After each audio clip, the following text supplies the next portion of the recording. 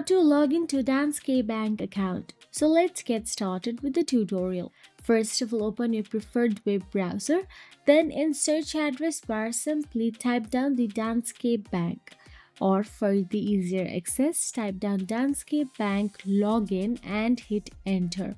Once you do so, you will get to see the direct login option available on your screen. Tap on it and navigate to its official login page. Once you are inside the login page, you will get to see the log on button available at the top right corner of your screen. Accept the necessary cookies and tap on the log on at the top right. Now that you'll have to choose whether you want to do e-banking, mobile banking according to your preferences. Here I'm tapping on the e-banking. Once you do so, you'll be navigated to the login page where you will be asked to enter your user ID and password.